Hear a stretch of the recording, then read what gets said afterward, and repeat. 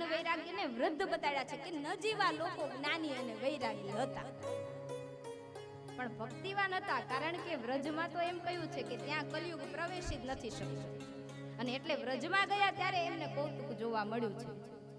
અને નારદજીને આશ્ચર્ય થયું, એટલે ભક્તિને પૂછે છે.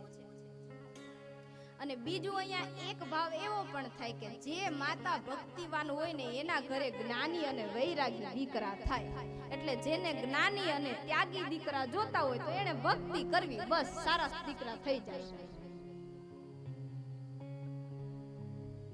અમારી પાસે તો ઘણા આવે કે અમારો છોકરો આવા રસ્તે વળી ગયો છે, કઈક કરો ને, કઈક રસ્તો બતાવો, કઈ પૂજા પાઠ કરો. પણ ક્યારેય અસંસ્કાર તરફ વળેલા સંતાનને ધર્મ કર્મથી આપણે પાછા નથી લાવી શકાય.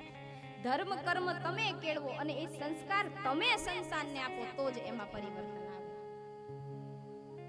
ગોવિંદભાઈના બાપા છે, એમણે કથા ને કીર્તન ને ભજન ને દાન પુણ્ય ન કર્યું તો એમના સંસ્કારમાં આવે, પણ ઈ જોઈને મોટા થયા. એમણે ઈ જોયું એટલે એમના સંસ્કારમાં શું આવ્યું?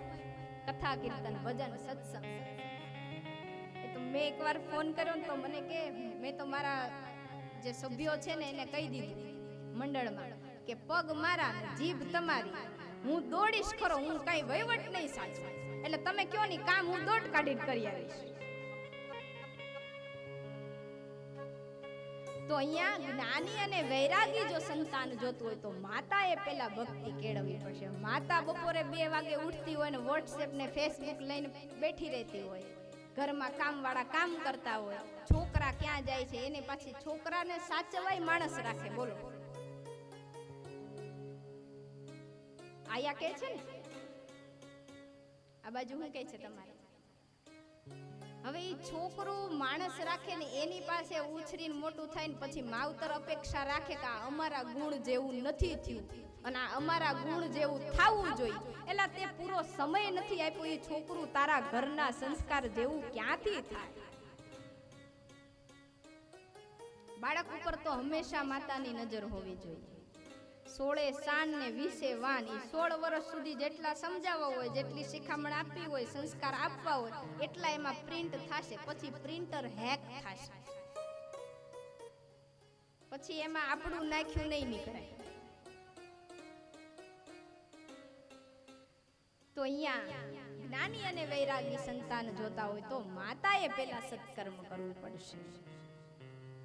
ભક્તિ દેવીએ કહ્યું કે હું દ્રવિડ દેશમાં જન્મી, કર્ણાટકમાં મોટી થઈ, મહારાષ્ટ્રમાં માનપાન મળ્યું, પણ ગુર્જતે જીર્ણતામ ગતા, ગુજરાતમાં આવતા દુર્બળ બની. અને ત્યારે નારદજી કહે છે કલિનામ ધર્મ મિત્રેણ ધારયે બાધિતાદુના. કલિયુગ અને એના મિત્ર જેણે થઈ અને સત્કર્મનો સદ્ધર્મનો નાશ કર્યો છે અથવા ખંડિત કર્યા છે. ધર્મના 4 પગમાંથી 3 પગ.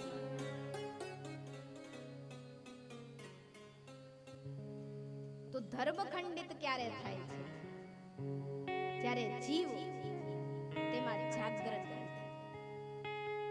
અને જ્યારે મનુષ્ય જાગૃત છે તો ધર્મને કોઈ હલાવી ન શકે. તો નારદજીએ કહ્યું કે હે દેવી, આપ તો ભગવાન શ્રી કૃષ્ણના આરાધ્ય છો એટલે યુવાન રહ્યા, પરંતુ પૃથ્વી લોકમાં મનુષ્યને જ્ઞાન વૈરાગ્યની કોઈને જરૂર ન રહી અને એટલા એ જ કારણથી એઓ વૃદ્ધ થયા છે. નારદજીએ જ્યારે આવી વાત કરી ત્યારે ભક્તિ દેવી કહે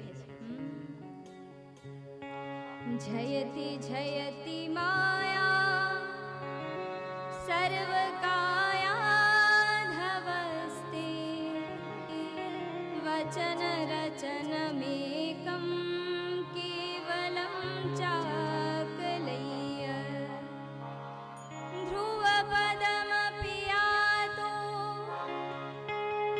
યદ્રુપાતો ધ્રુવોયમ સકલ કુશલ પાત્રમ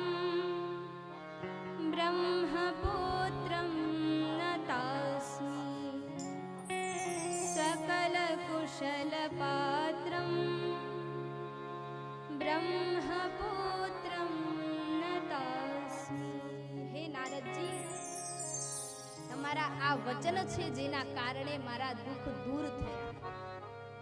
તમે એક રાજાના દીકરા એટલે કે ધ્રુવજી, જેને માત્ર એક મંત્ર આપ્યો ને ત્યાં એ શ્રી નારાયણ સુધી પહોંચ્યા.